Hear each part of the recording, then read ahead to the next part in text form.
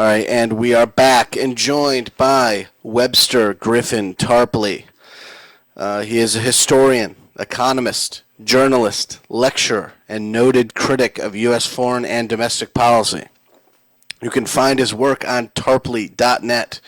He's also a great Twitter follow, by the way. His Twitter handle is at Webster G. Tarpley. You know, he tweets all of his ideas, and I mean, really, you get a real up-to-date view on things that are going on in the world that may not be on his website currently. So, welcome to the show, Webster. Thank you so much, Jake. How you doing? Great. There's a smart guy I know. His name is Ted Torbich, and he correctly called the Israeli-Gaza conflict a prison riot. Because what do prisoners do when they are being abused and denied everything? I mean, they freak out and get violent. I mean, we saw that in Attica over nearby here decades ago. They moved to invade on July 17th, the same day as the MH17 crash, to get cover from the Western media. I mean, it's not even clear what this is about, since the catalyst for this event, the 3 dead Israeli teenagers, turned out to be an unsolved situation. So, I mean, what exactly is this about, Webster?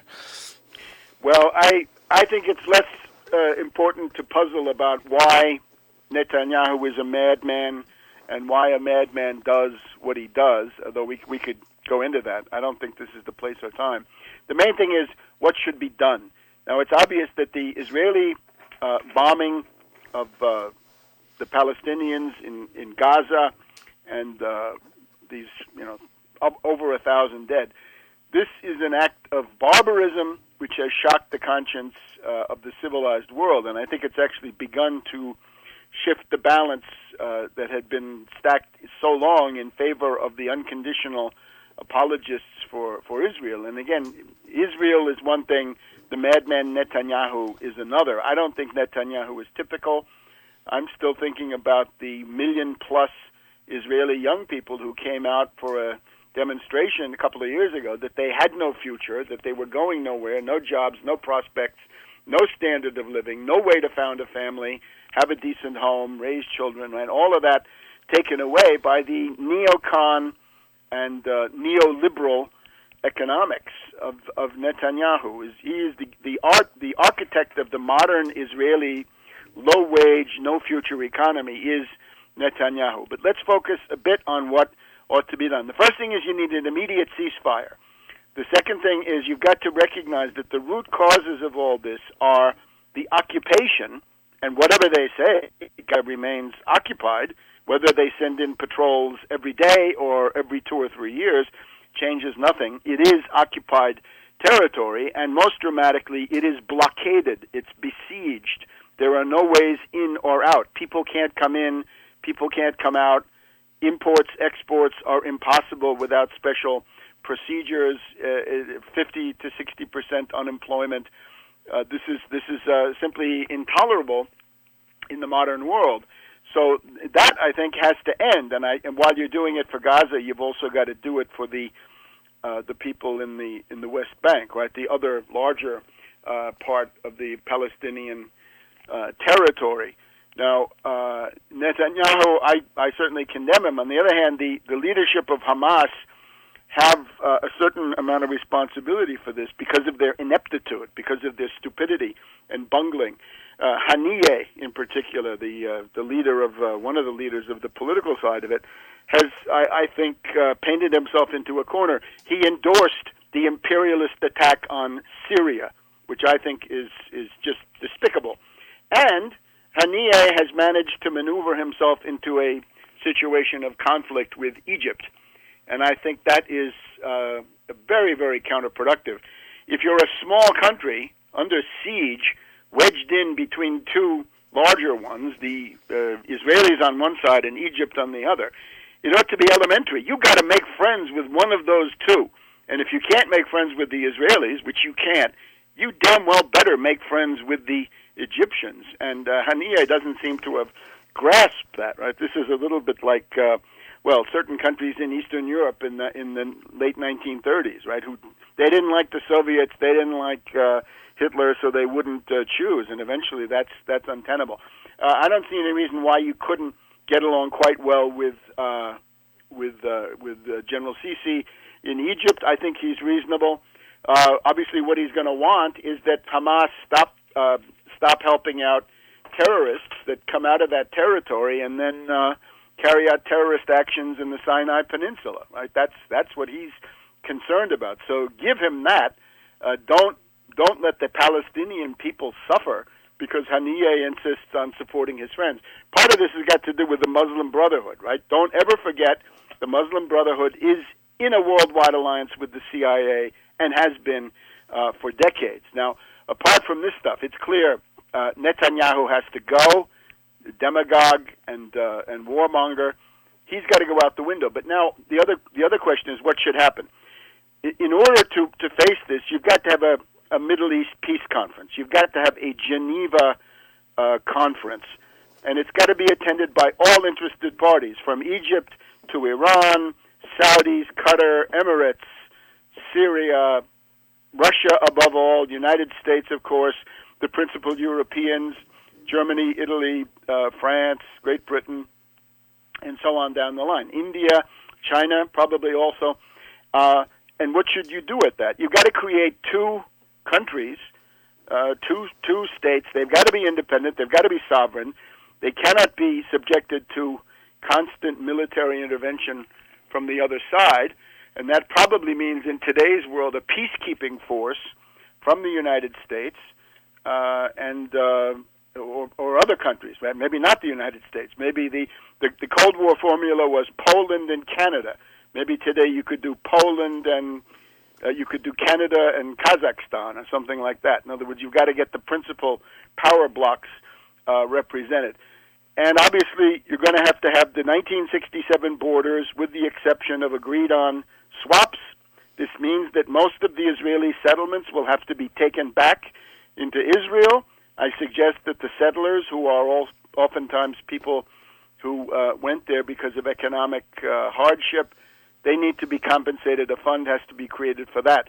If there are Palestinians who have lost their homes inside Israel, they also have to be compensated. In other words, there is a right to return, but it's likely that the right to return will be exercised in the form of an indemnity, that you get damages paid, right, so that the right is respected. But at the same time, we don't create situations that are not tenable after so many decades of conflict and hatred. Jerusalem will have to be finessed.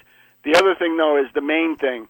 The economic development program, a Marshall Plan for the Middle East. Look at it.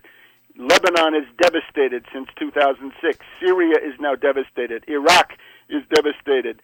Gaza, of course, the West Bank, and parts of the Sinai now are also a war zone. Right? Egypt needs a development program. This extends all the way into Somalia and other places. Libya, of course, has descended into utter chaos. So what you're going to need is a Marshall Plan for the entire region, and obviously the principal powers, the U.S., the European Union, Japan ought to be involved, China ought to be involved. The new one on the block, though, is the BRICS Bank, Brazil, Russia, India, China, South Africa, at their recent conference in Fortaleza, Brazil, have set up something that I've been hoping for a long time, which is an institutional alternative to the International Monetary Fund. It is the BRICS International or Multilateral Development Bank, and with that money, that would go far towards beginning to rebuild this entire region. And it's got to be a situation where all states benefit. Right now, there is no common interest among them. Only economic development can create a common interest, at least in maintaining the peaceful situation, so that your development investments don't get bombed out of existence in the next war. So I would say those are the things. And obviously, one thing we could do here in the United States is to stop subsidizing this kind of aggression. In other words, you look at this Iron Dome. Well, the Iron Dome was paid for by the U.S. If the Israelis didn't have the Iron Dome, they'd probably have had to negotiate a ceasefire earlier because they couldn't take that punishment. So I think that's indicative of the need to start scaling back or cutting off completely $3.1 billion that the U.S. pays to the Israelis every year. This is in effect the subsidy that allows Netanyahu and people like him to keep being so unreasonable, right? That they're truculent and recalcitrant and won't make peace and defy world public opinion. It won't work. The other thing I would just point out is Israel is now on a tragic parabola, right? If you go back to 2006 in Lebanon, they were militarily defeated. They went in with 4 armored divisions. Hezbollah saw to it that they came out with 3. One whole armored division smashed up and unusable as a fighting force. That was a military defeat as well as a political one. In 2008, 2009, in the interregnum between Obama and Bush, there was this incursion to Gaza, right? Operation Cast Lead. This was a political disaster for the Israelis in the world. There was something similar about 2 years ago. And now we have this. And I think in political terms, in terms of the outcry, the horror, the revulsion against barbarity, then I think this one is very bad for the Israelis. The best advice you can give the Israelis is stop doing this. Stop generating this harvest of hate, which some way or other is going to come home to roost. And I hope that it doesn't. We also have this just in. U.S. defense official tells CNN U.S. is resupplying Israel with certain ammunition would come from weapons stockpile U.S. keeps inside Israel. So, I mean, we can file that under, keeping anti-American sentiment alive across the Middle East and the entire world and rubbing everyone's nose in the current situation. So that's... Well, it's an indication of the weakness of Obama. I suspect that Obama would like to find some other way out of this, but of course he's surrounded. The Republicans have unmasked themselves once and for all. The Republican Party is the party of warmongers. Any Republican, above all, any Republican president will be an absolute extremist warmonger. That was clear with Romney, for those of us who could see. But now even people like Rand Paul and company, their response to this thing has been essentially useless, right? And they're not taking a strong, uncompromising, principled stand. Filibustering. You could filibuster something like that, right? You could filibuster a military aid bill to the Israelis, but don't hold your breath waiting for the Paul family to come forward with that.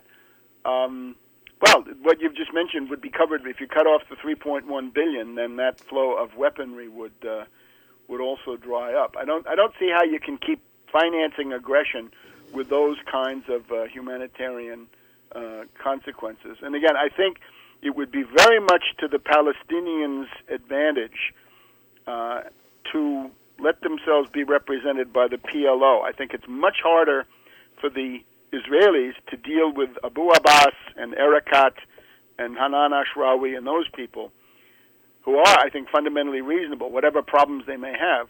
The Israelis have a much easier time dealing with Hamas because, of course, nobody in the West wants to negotiate with Hamas. Egypt, I guess, does, and Turkey does, but nobody in the West. And that means that this Hamas experiment has been a failure for the people of Gaza, right? They should be voted out. And all indications, all the public opinion polls are that Hamas would be voted out. If it came to a vote, Hamas would be out. Now, the only proviso on that is those polls were taken before the current bombing campaign, and I'm sure that the Israeli atrocities have, in some ways, increased the support for Hamas, right? It's the typical rally round effect that you see in just about every country. But and I guess that means another 2 or 3 years of Hamas. But I think it would be also important, if you're going to negotiate a peace, you can do that through the Palestinian Authority in Ramallah and let Hamas be represented that way. And it's also hard to fault people that become radicalized that are deemed a demographic threat by a country that's continually bombing them and stealing land away from them. I mean, I personally don't. Yeah, but look, when you're taking responsibility for leading a couple of million people, right? You've got to have a policy that gets somewhere, right?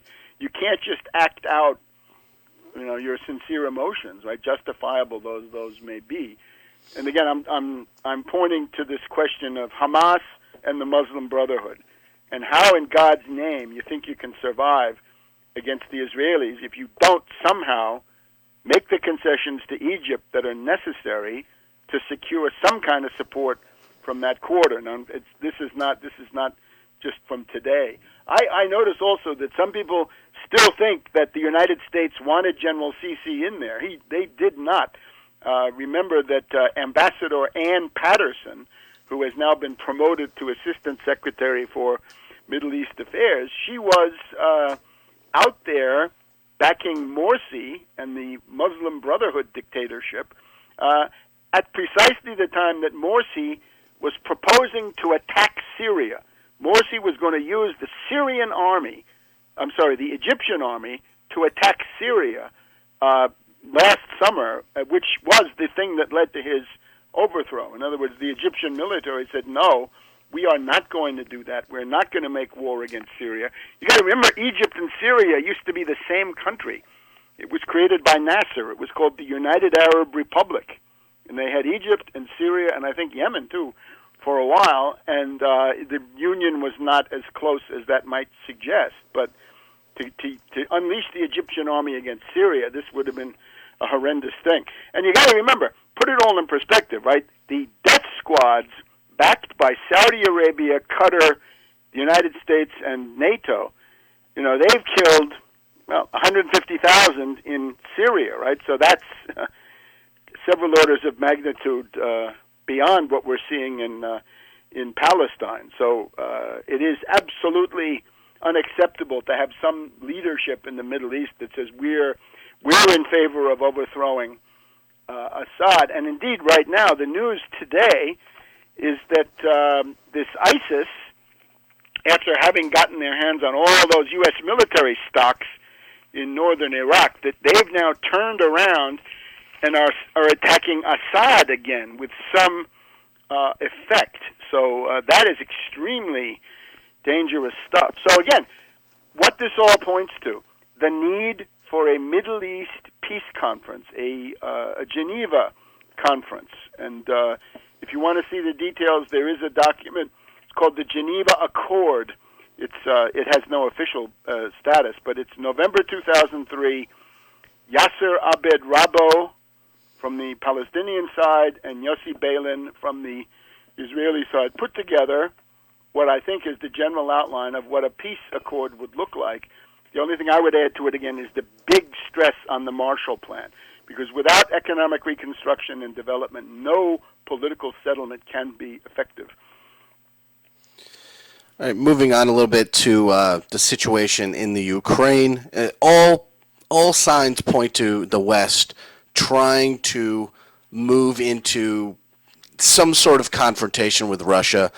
Putin seems very, very diplomatic in this whole situation. He's coming across as the sensible one. He's making all of the right moves in the public, and the West seems ham-handed, careless, and incompetent. What are the West's motives here? Do they even really actually have a plan? It doesn't seem like there's a comprehensive plan going forward here.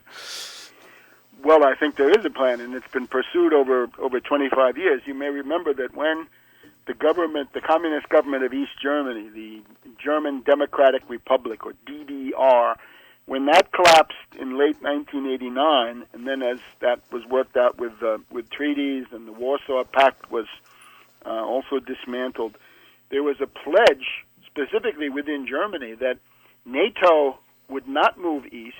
They even promised, the German government promised that NATO, meaning U.S. and British and so forth, military equipment would not be moved into the former East Germany, that the old German border was as far as NATO would go.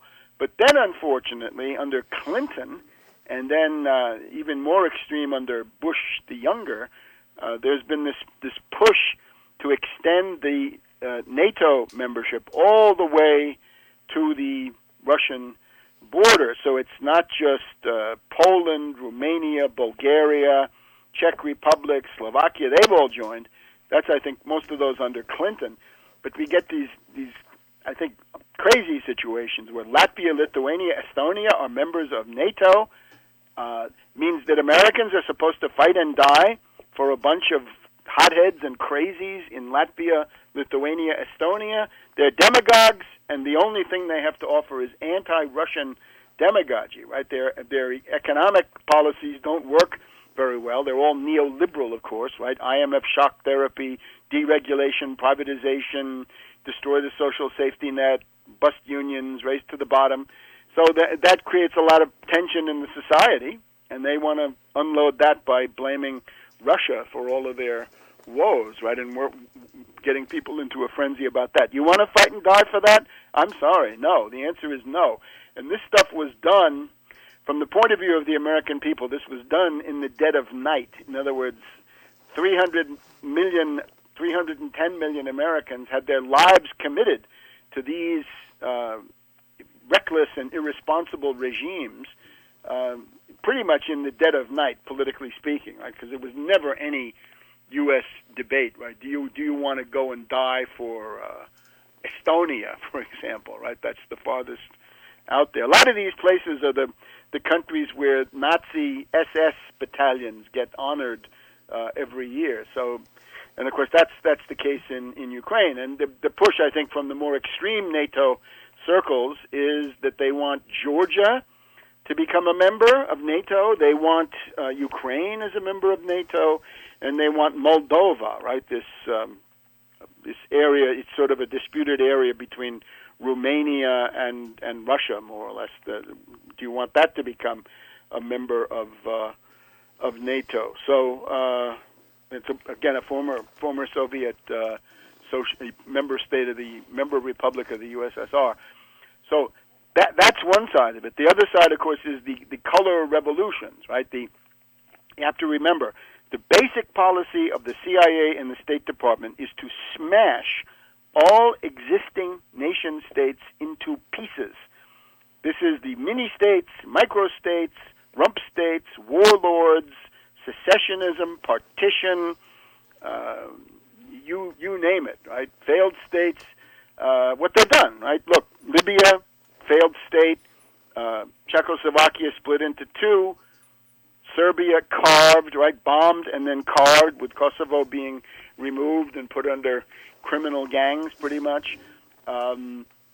Iraq, pretty much de facto in three parts now. Plans are ready to divide Iran into 5 or 6 parts, Pakistan into 4 to 5 parts, and even beyond that, right? There's a plan, the Brzezinski plan for Russia, not one Russia, but 3, 4, or 25. And China, similarly, right? Remember, as recently as the 1920s, China was divided into 25 warlord jurisdictions in the mid-1920s. And that's what imperialists want. They want petty, squabbling, pathetic, useless little entities that will never have the power to say no to J.P. Morgan Chase or Blackwater or ExxonMobil, you name it, right? They're just too weak, too pathetic, too much at odds with their neighbors, and that's essentially what the U.S. and the British have been driving for. And one of the ways you do that is with these color revolutions, right? The color revolutions.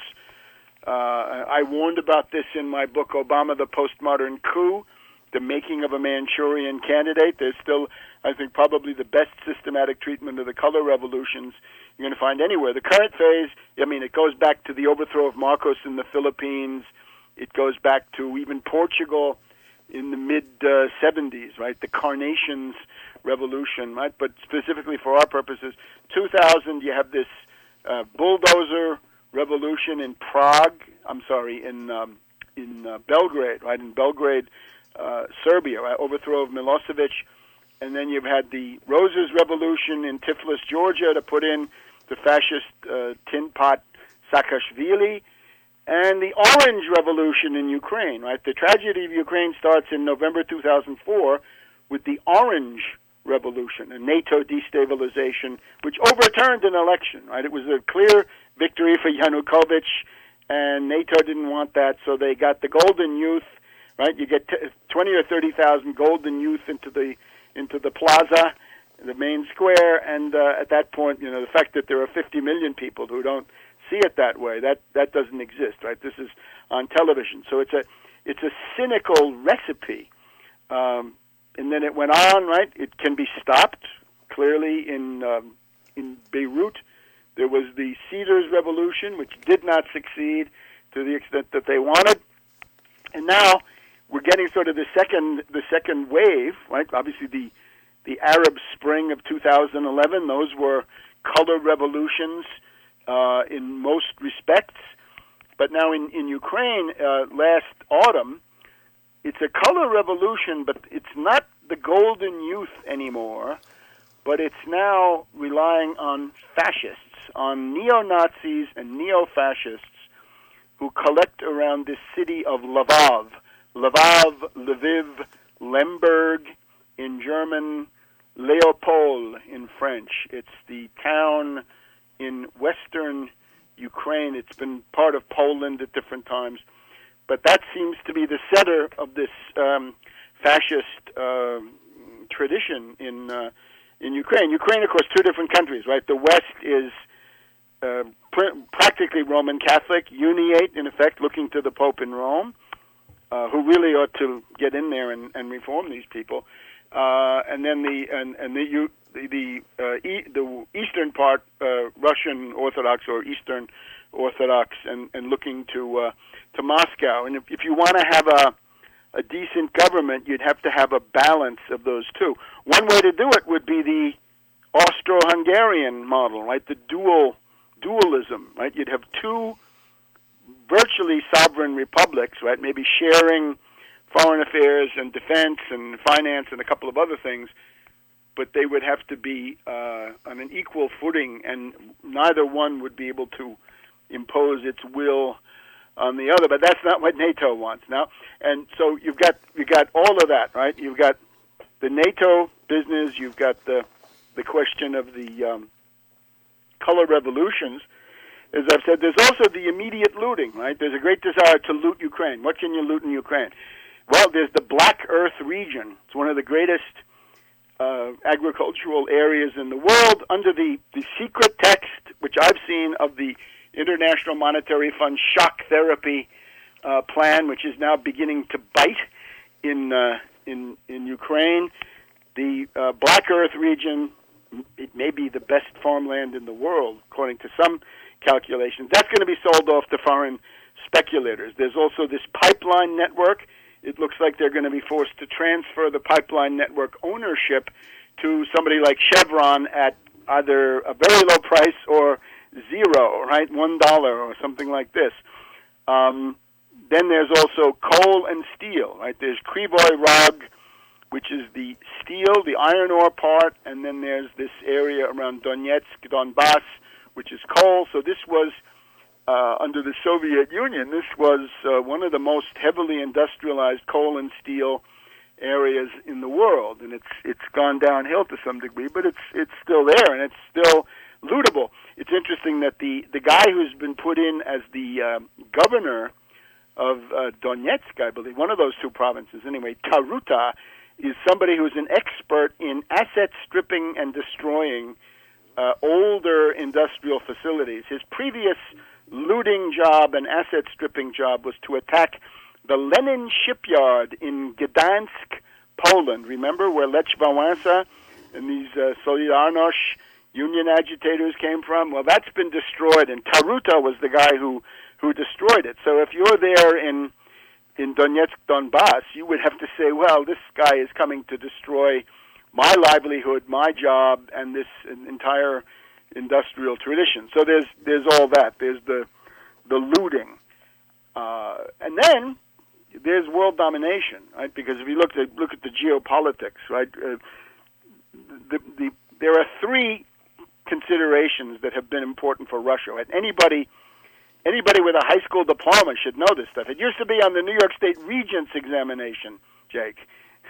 So Here it is. First of all, Russia is landlocked to some extent and icebound otherwise. So the big imperative in Russian history is to find warm water ports, ice-free ports. Well, the Black Sea is not exactly ideal because you've got to get out of it through that narrow channel, right? The Straits, the Bosporus, and the Dardanelles, controlled by Turkey. But still, those are warm water ports. Odessa, but also Sevastopol, the naval base, and some others. So historically, they've wanted to have these warm water ports. You can't just take that away. Another question is the fact that Russia has been invaded so many times, right? In the 1600s, it was the Polish forces. In the 1700s, it was Sweden, the Great Northern War. In the 1800s, of course, Napoleon, and in the 1900s, Hitler, or Germany actually twice, right? Once under Ludendorff and Hindenburg, all the way pretty much as far as they got in the Second World War, they got in the first. But then of course Hitler getting to Stalingrad and then being turned around. So there's a tremendous sensitivity in the Russian political thinking to the idea that the royal road to invade you is going to be in the hands of a hostile power. It's intolerable. Think of all the hysteria in the U.S. about Cuba being friendly to the Soviets, right? All of that, right? That's 90 miles from our shores. Well, Ukraine is 0 miles from your border, right? So they're right there. And the other one, of course, is the fact that this is conducted under fascist and neo-Nazi, explicitly pro-SS, pro-Hitler auspices, right? Again, that Lvov tradition. You look at these parties. The Svoboda Party of Chanibok, they're in the government. Their armed wing of hooligans, the right sector or Pravi sector, that is, those are neo-Nazi organizations, and they were condemned as such by the European Union when they first got into the Ukrainian Rada, the parliament, right? The European Union in Brussels said, "This is really bad. You've got a bunch of Nazis here. You gotta get rid of them." So there they are. So look at this wonderful foreign policy under Kerry, right? Kerry of Skull and Bones, right? The Freemasonic clique that has brought the United States so much woe and slaughter. Bush the Younger, Bush the Elder, all the mistakes that were made and crimes in the conducting of World War II, McGeorge Bundy and the Vietnam War. As soon as you get Skull and Bones into power, you've got a disaster on your hands. But apart from Skull and Bones, we've had a foreign policy based on Nazis in Ukraine and cannibals in Syria, right? People who think it's cool to cut open the body of their dead enemy and literally eat their heart. So that's the wonderful policy of the current Kerry State Department. And now there are also psychological reasons, if we have time for that. Putin is hated. He's demonized, right? Why is he hated and demonized? I think you were right to say much of what he does is passive. In other words, he's responding. He's playing a defensive card, right? He didn't try to invade anybody. What he did was he responded to the fact that NATO and the European Union and the U.S. had ostentatiously insisted on having a coup d'etat, a putsch, in Kiev on the 21st of February, violating an agreement that many of the NATO foreign ministers had signed the previous day with Yanukovych, right? So, when Brzezinski wanted to get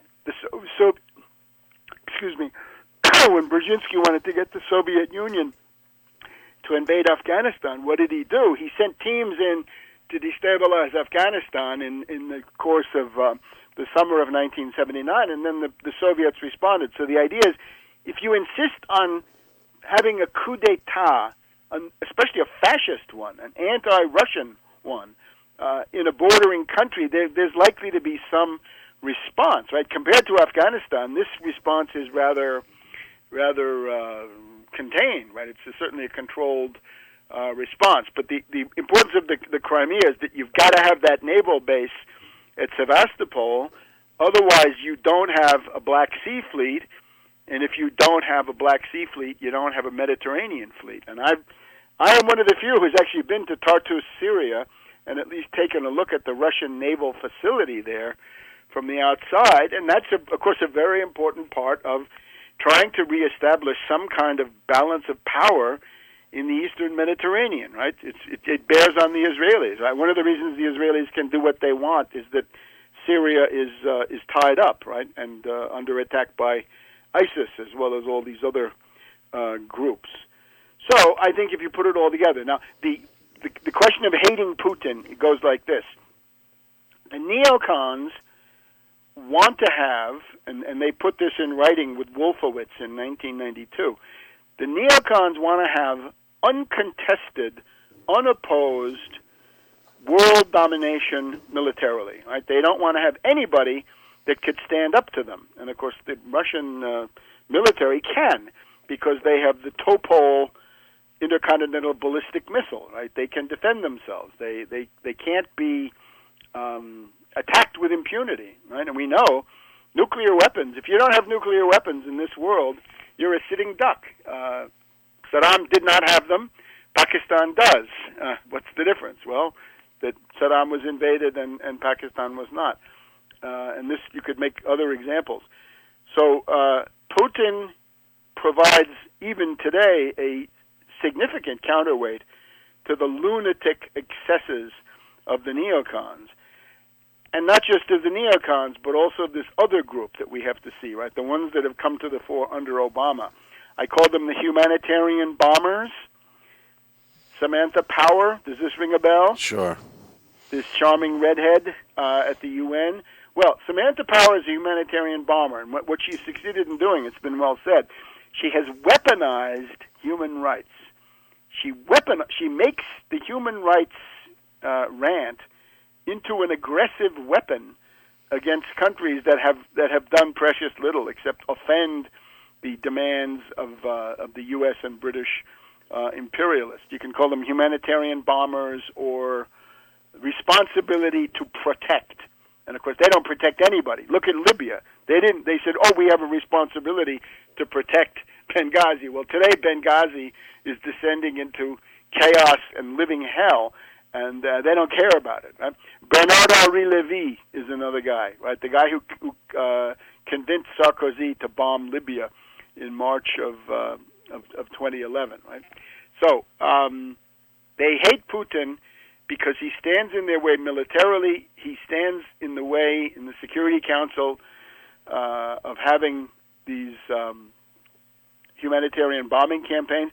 What we see, by the way, in retrospect, is that Medvedev's stupidity, I have to say, Medvedev's stupidity in not vetoing the Libyan resolution is something it's been a tragedy, not just for Libya, but all these other countries, Chad, Niger, Central African Republic, down into Nigeria, right? That entire Sahel area has now become extremely turbulent because of the weapons that were captured by these crazies in Gaddafi's armories and have now been sold and distributed, all the way into Syria and Algeria and pretty much all the way down to the lower edge of the Sahel, and I'm sure beyond that, around the world, right? And you want to know where anti-missile systems come from? Book. Well, they could come from Gaddafi. And that, of course, that is what Ambassador Stevens was doing in Benghazi when he was killed. His last meeting was a Turkish official. Why Turkey? Because they were going to ship those weapons into Turkey and then set them loose against Assad in Syria. So Putin deprives them of the direct military intervention card. He deprives them of the humanitarian bombing through the Russian veto. He deprives them of their color revolutions too, because he's defeated the attempt. McFaul, right, the U.S. ambassador in Russia until February this year. McFaul was sent over there to organize a color revolution, and he failed miserably. And they still have him on MSNBC. So I think this is tragic. Now, concerning the the specifics of this Malaysian airliner, naturally there's no proof, right? We even had this press conference, which I think was sort of a factional initiative, right? Unnamed U.S. intelligence chiefs said the United States, this was, last Tuesday? A week ago yesterday? U.S. intelligence chief said the U.S. has no proof that Russia was involved in any way in the downing of this plane. And there's also a real question, right? The Buk or SAM-11 or S-200 or whatever it is, missile launcher, these missile launchers that they all talk about, these are held by Russia to be sure, but they're also held by Ukraine. And those militaries were fused until the early 1990s. So a lot of them, they know how to use these things and what have you. And these primitive things that have been put on internet, YouTube, Twitter, all this that proves absolutely nothing. The other thing, though, is the Russian accusation that they were Sukhoi 25, either one or two Sukhoi 25 jet fighters of the Ukrainian Air Force in this area. This has been now corroborated. There's a pilot in Germany who, I don't know, and I don't know what his track record is, but the argument can stand on its own.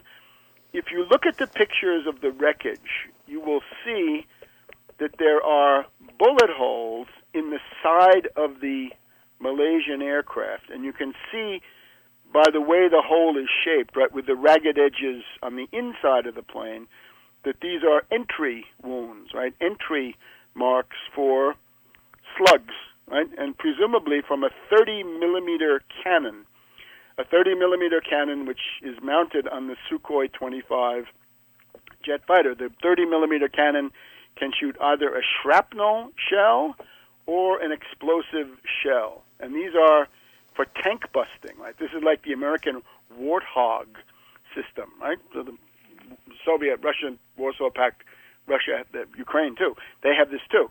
And what this one observer has pointed to is you can take a segment of the outer skin of the Boeing, the Malay MH17, and you'll see that some of the holes seem to be entry points for slugs from outside the aircraft. Some of them seem to be exit points for slugs coming from the inside. In other words, that the plane was under fire from two sides, possibly. And if that's true, that would tend to bolster the Russian accusation that the Ukrainian Air Force is actually the prime suspect. There's also a very interesting article in a German paper by a former member of the East German Army, right, the National People's Army of East Germany, and he says that the configuration of the debris and the state of the debris indicates that it's not a large surface-to-air missile, because he says if the surface-to-air missile hits a plane like that, it's going to create fire, a very high-temperature explosion pretty much in the whole plane, pretty much immediately. So you would have had a huge explosion at high level. And in this case, that doesn't seem to be the what's observed. Now, obviously, all of this is on fragmentary data. But the other thing I would say about everything we've said so far, they're not worth World War III. And I point to this because we're living through the 100th anniversary of the outbreak of World War I. If you take a look at my website, you can see who did it. King Edward VII of Great Britain and his networks, his Freemasonic networks, things like Skull and Bones, quite frankly. These are the architects of this tremendous catastrophe that started 100 years ago and indeed has never stopped. Right? Everything after that, World War II, fascism, communism, Cold War, you name it, right? Cold War right down to the present time. All of this comes right out of World War I, and this was the conscious goal of King Edward VII and his gang to do it. And this was an international network, existed in France, Russia, in the United States, certainly, all over the place. And they wanted this war because they thought Germany was challenging British world supremacy, similar to today. and war was better in their eyes. Now, we're now in the nuclear age. War cannot be seen as better if it ever could. So I would just urge people, if you haven't looked at that old movie, The Day After, look at it, and then look at those fascists in Kiev, and you ask yourself, is it worth it? Look at your kids if you have any. Look at your grandkids if you have any of those. Look at them and say, is that worth seeing that go up in these kids and people and the civilization we've been able to build? Is that going to go up in a thermonuclear fireball because there's some damn gang of fascists in Kiev who have their political adventurous demagogic careers going? And I have to say also, it's important to stop this stuff with the Israelis, because in the case of Ukraine, it's a very clear thermonuclear escalation path, right? If you have a civil war in Ukraine, you might have NATO troops coming in from the west, Polish troops, let's say, prime candidates, coming in from the west. You'd have Russian troops coming in from the east. The Russians would have nuclear weapons from the word go. The Poles would demand the U.S. nuclear umbrella. And you go right to thermonuclear escalation, right? Stephen Cohen, professor at NYU and Princeton, now retired, says this is likely to lead to tactical nuclear warfare. Well, once you get to tactical nuclear warfare, hold on to your hat, because the strategic exchange is not far behind. So is that worth it? Is that worth it to go along with Rachel Maddow and these other foaming Russophobes who obviously they hate Putin because of some of his domestic policies? Is it worth it? Is that worth World War III, to meddle in the internal affairs of Russia or the Russian sphere as it's been accepted? Under Yalta, that was their sphere. So, well, we move from fascist psychopaths in Kiev to what's being deemed in the media as the Tea Party of the left that's sprouting in New York. Two real anti-establishment candidates have sprouted up in the governor's race in New York this year. We have Zephyr Teachout, who failed in her bid to get the Working Families Party nomination and is now on the Democratic Party line, and Randy Critico, who is on the Democratic Party line as well. So what separates Randy Critico from Zephyr Teachout? Let me just ask you, when you say the Tea Party of the left, is that something you've seen in the press? It is, yeah. I'd love to see that. If you want to send me a link, I try to follow it. I'm a little bit, far afield here, but highly interested, right? I'm former candidate for United States Senate in New York State, 1986, trying to get into the Democratic primary, right? Lived in Queens, New York City for many years, in Brooklyn also for a while. Maybe we look at Cuomo also, right? Cuomo, Teachout, Critico. I'm for Critico, but now let me explain why. And I urge people not just to vote for Critico, but to do something to increase his vote, right? Help him organize, get him on your radio show. I guess he's going to be on soon. But this is a vehicle that you can use for positive purposes. I'll try to explain. First of all, with Cuomo, this is naturally the Wall Street wing of the Democratic Party, right? The Democratic Party has had a Wall Street wing, which has been dominant, and then there's a pro-labor or populist wing, right? We know who the Wall Street wing goes back to: Grover Cleveland, Woodrow Wilson, Al Smith from New York State, very bad. People like Harry Truman, people like Adlai Stevenson, people like Jimmy Carter, Walter Mondale, Dukakis, Clinton, and Hillary Clinton, right? These are the Wall Street Democrats, and it's fairly obvious. Anybody can see it. Now, there is a minority wing which has popped up from time to time. Thank God, 4 terms of Franklin D. Roosevelt. That's the anti-Wall Street wing, and then John F. Kennedy with the conclusion that we know. So you'd also have to say today, you've got people like Chucky Schumer, you've got Durbin, you've got Harry Reid. That's the Wall Street wing. But there are these other people, right? You've got the Elizabeth Warren in a vague way, Sherrod Brown, you've got Marcy Kaptur, people like this. There is some kind of a quasi-populist, quasi-pro-union wing of the Democratic Party. And as you know, my perspective is that the Republican Party needs to collapse. It needs to be destroyed as a national party. We still have great hopes in 2016.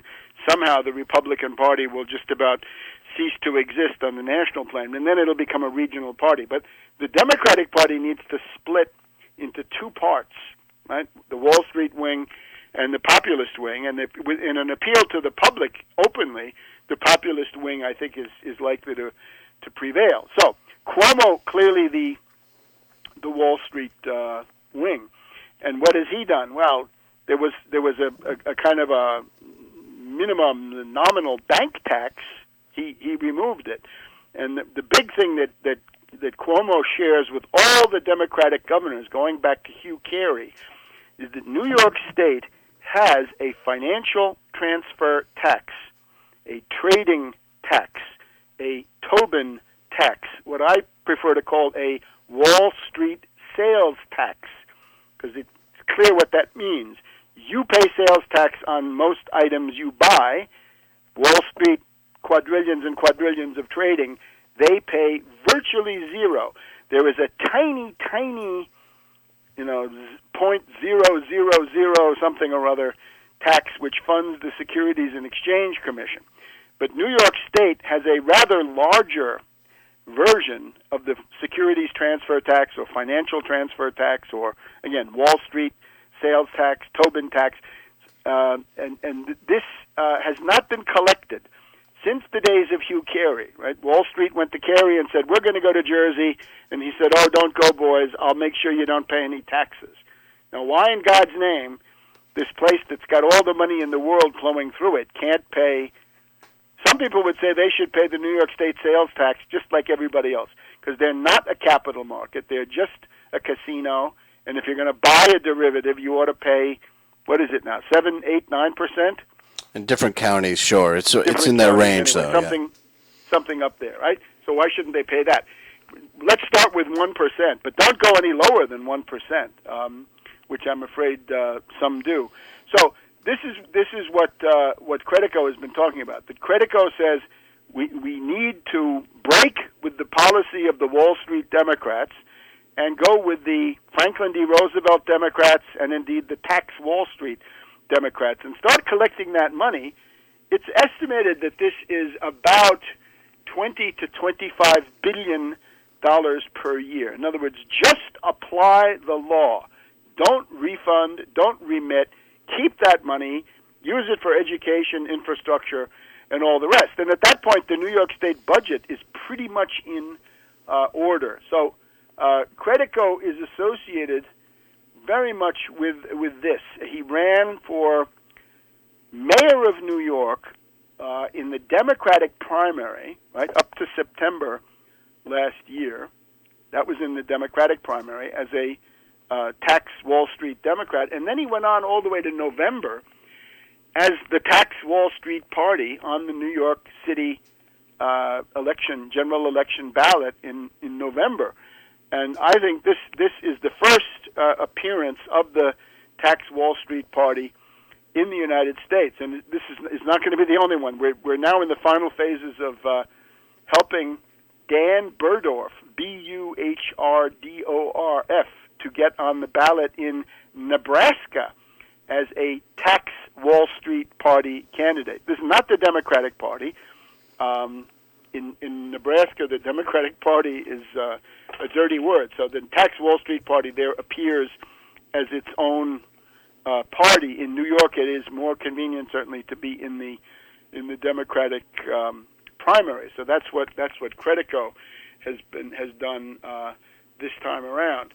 So again, the idea is who is willing to go after Wall Street, not just to diss them or to badmouth them, but to start taking back some of their ill-gotten gain. In other words, hitting them in the labanza, as we like to say.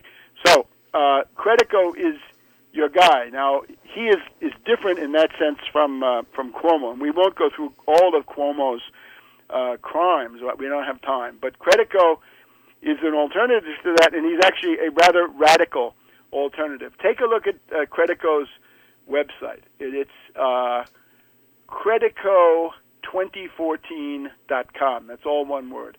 Credico2014.com. And there you'll see him with a cigar, presumably Cuban, and you also get to see the program. Let me just tick off some of these things. Raise the minimum wage to $15. This is now a national consensus, right? Obama is at 10.10.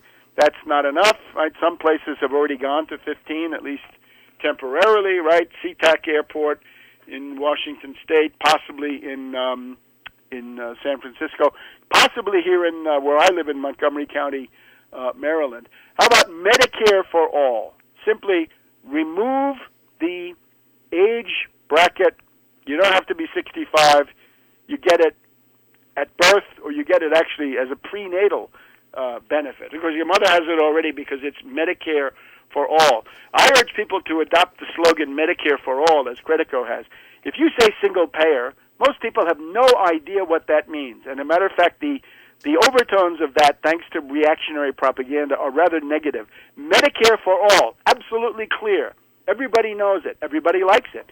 Same thing with Wall Street sales tax. Why shouldn't they pay a tax? And with this, you can also lower your subway fare, bridge and tunnel tolls, and so forth, because you've got this source of revenue. You're finally tapping into Wall Street. You're ending their immunity from taxation. Free college. The State University of New York, all branches, City University of New York, all free. If you want to compete with China, if you don't want to have to learn Chinese to take orders, I think this is a pretty obvious one. He's got some prison reforms, closing Attica that you've already referred to. Obviously, this terrible situation in New York, stop and frisk, this has to end.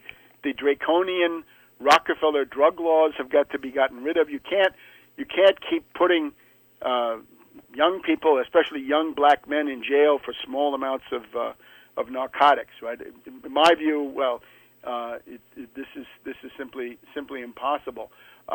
He wants to have criminal judges elected, and also probe into the Port Authority. Right? See how much money Christie stole. Christie was stealing money from the Port Authority to stick it into his own New Jersey budget, because he didn't want to raise taxes because of his political ambitions.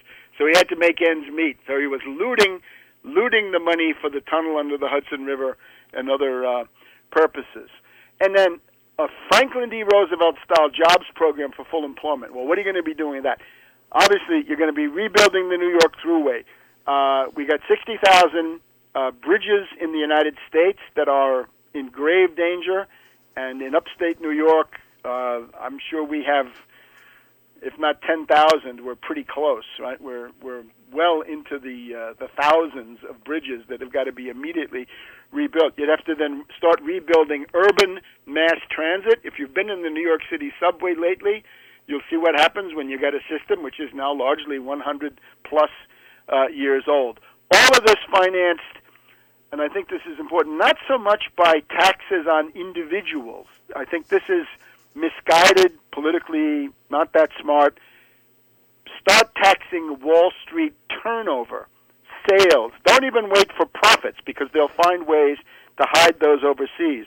At the point of sale, when the derivatives are bought and sold, or when they're signed, there has to be a 1% tax. And of course, if you sign your derivatives in the back room, then guess what? When you want to try to enforce them, they'll be unenforceable unless you've got that tax stamp on there. They won't be any good. He does have a more progressive income tax. This would obviously be, increasing the exemptions at the bottom and the standard deduction, and some adjustment of the rates at the very, very high end. But that's on income. And then the income-based real estate tax. I can speak in favor of that. Montgomery County, Maryland, we already have it. It's that if you have old people in their homes, And if their income goes down, typically through retirement or something like this, if you go from $80,000 or $100,000 income per year down to 15 or 20, your real estate tax is adjusted downward as your income falls, and that can be done, I think, quite radically. So that's Credico. And the other thing about Credico I would point to is the mentality of a fighter, right? Somebody who was long associated with William Kunstler, the great civil rights attorney, and opponent of racism and so forth. This is very strong with Credico. So he's a fighter. It's a radical mindset. Now, how much time do we have left? Can I say something about Zephyr? Keep going. Okay, how much time do we have? 15 minutes. 15 minutes? So much? Yeah, we're fine. 15 minutes is good. All right, fine. Let's see if we can keep going. Now, we look at Zephyr Teach Out. I'm afraid this is certainly well-meaning up to a point, but the Teach Out Woo website, which I've looked at, indicates a very bland, generic, diluted, rather weak program. In other words, it's the classic problem of the left liberal. A lady who, in many ways, resembles Hillary Clinton, right? A lawyer getting involved in politics, in this case, though, coming from a law school into politics. And I'm afraid it lacks the fierce urgency of the terrible situation that working people are in the slums of the cities of New York State, but also the struggle of the middle class. And in other words, what we need is mass traction economic issues. And you can see with Credico, right? You got to put your kids through college. It's got to be free. There've got to be jobs, right? A large, ambitious program of infrastructure, right? Rebuilding all of these crumbling infrastructure elements. This is, I think, with Credico. So I'm afraid this is much too complacent. It's much too mild. It is not going to fare well in this brutal atmosphere.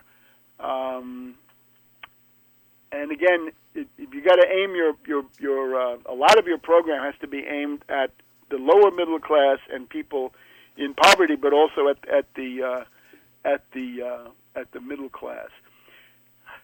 Just one example now, okay? Let's take. I'm reading off now the Teach Out Woo website, and I'm looking at.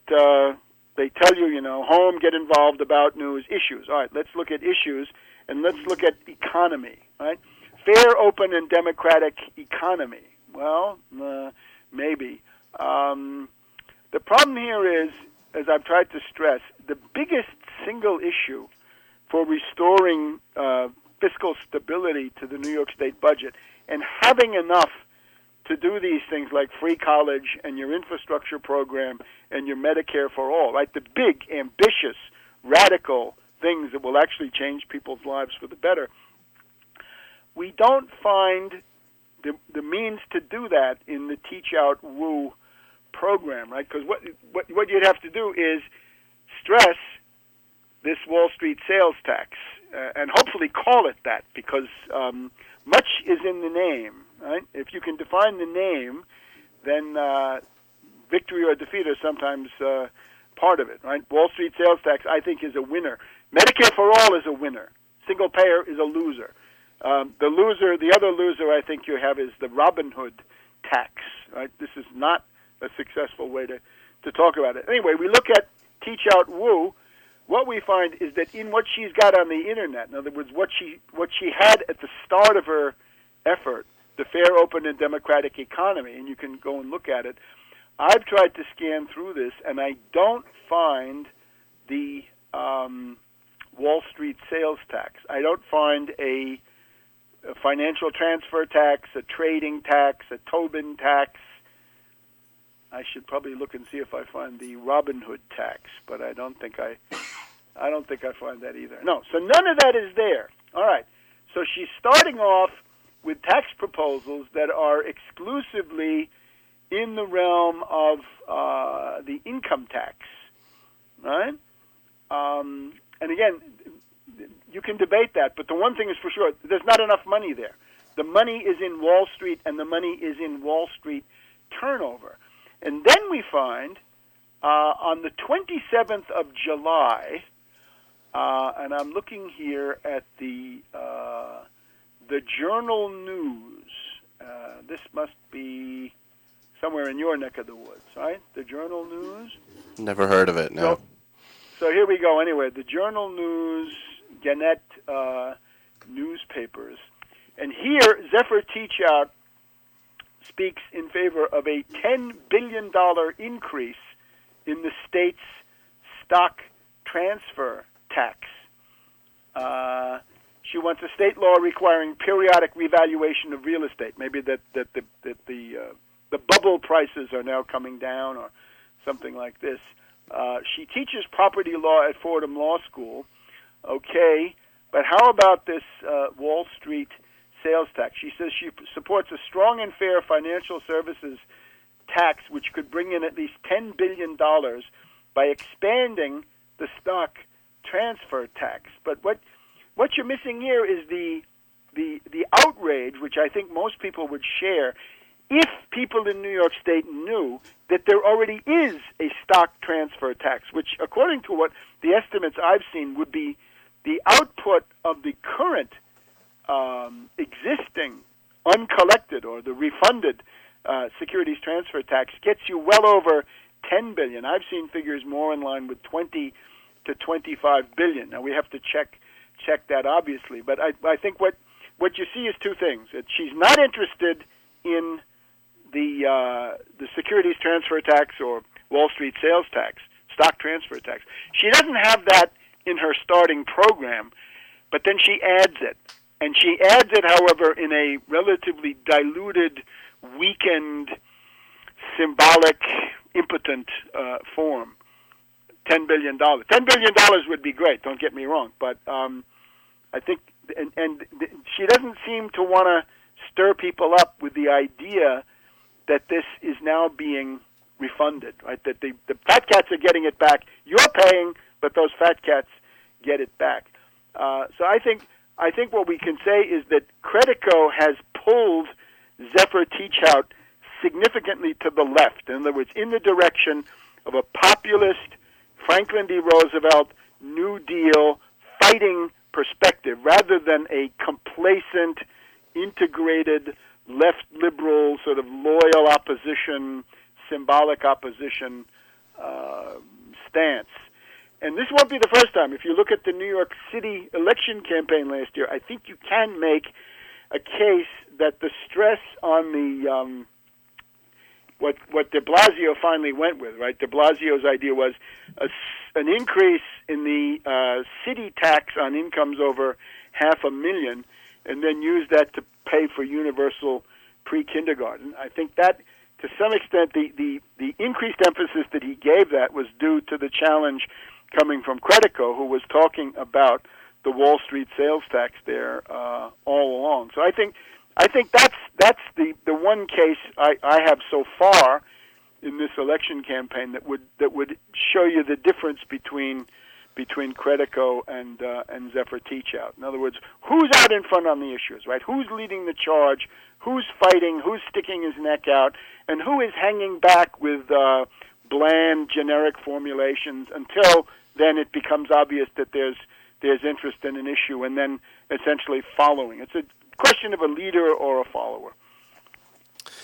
Well, we need more leaders against establishment that pressure establishment candidates to actually do something. I mean, we have people like Bernie Sanders who say things all the time. They criticize, like you were talking about that woman who is on Press TV, criticizing Israel, but what are you actually going to do about it? And Bernie Sanders criticizes a lot, but he doesn't really put forth any sort of legislation that people can rally around and get behind. I mean, maybe that's why he's not putting forth any sort of legislation that people can get behind. Maybe he's compromised as well. But I mean, someone who goes after stuff and fights for the issues he actually purports to be for is what we need. Whether that's someone like Justin Amash, who's in Congress in Michigan.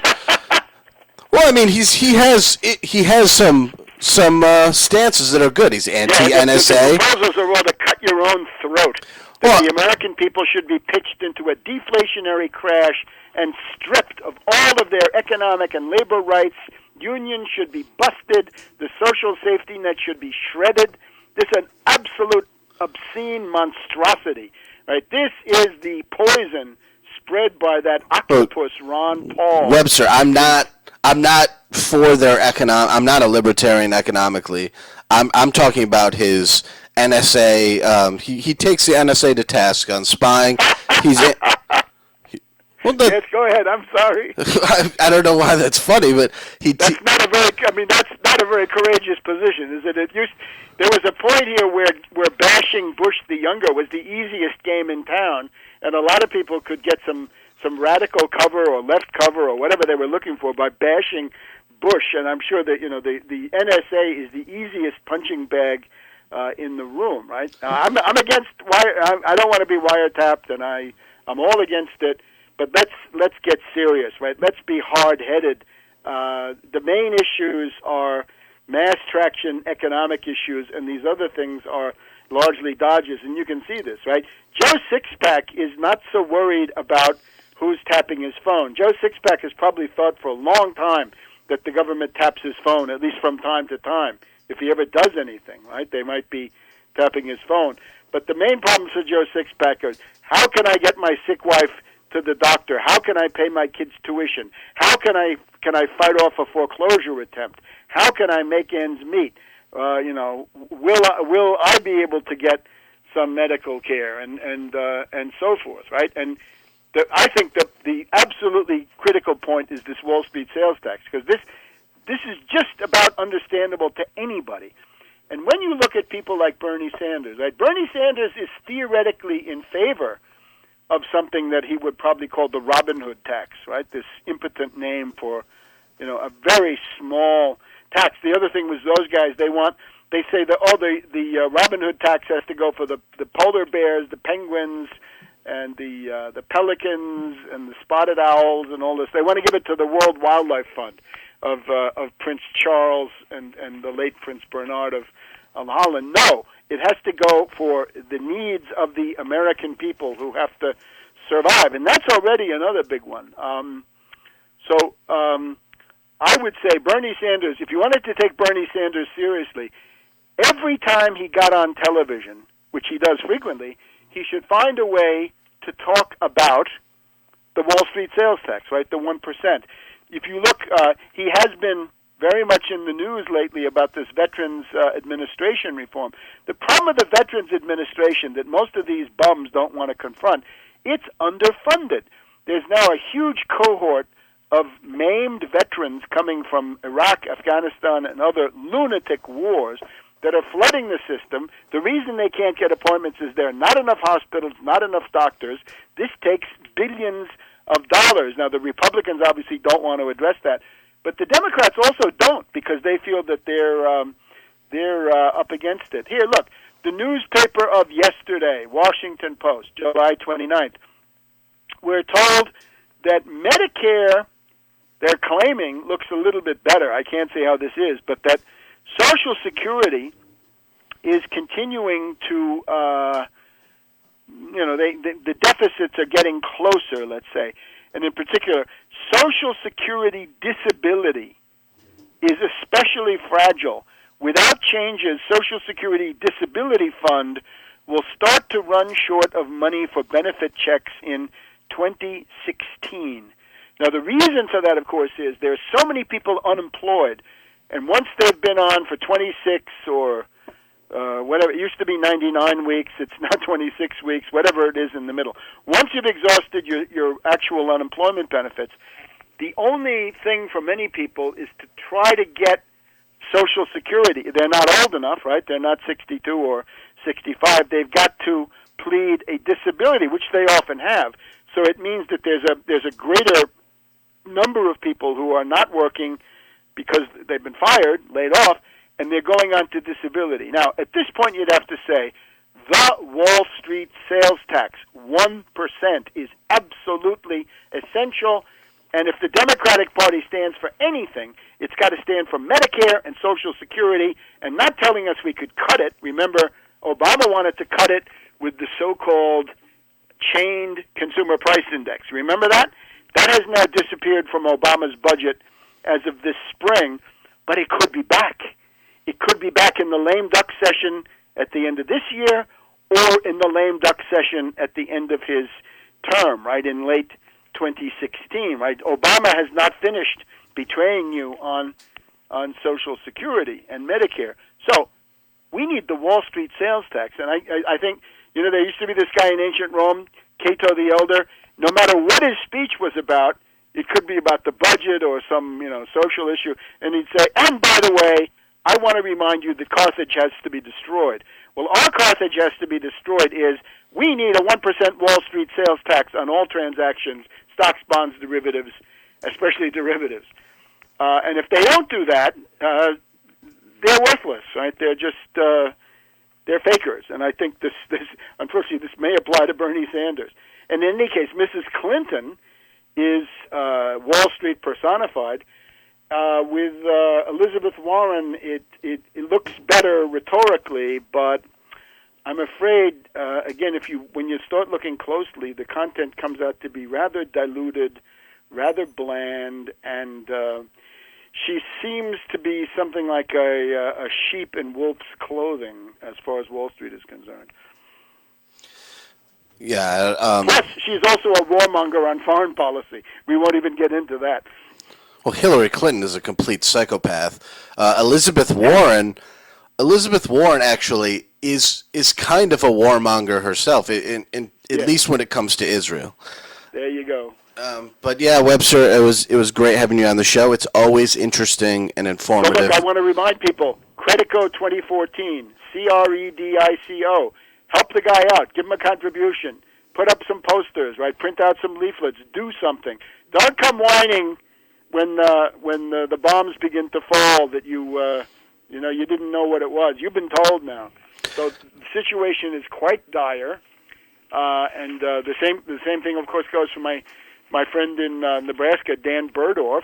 This is called danfornebraska.com. Take a look at that. Look at how that works in a farm state, and that would also, I think, apply to some of the agricultural areas. I'm thinking of all those dairy farmers up there in Watertown that were one of my constituencies back in 1986. So thank you very much, and please get Credico on as soon as you can. Go to tarpley.net, get everything related to Webster Tarpley on there. Thank you very much, Webster, for coming on the show. Okay, Jake. See you soon. Talk to you again. Bye-bye.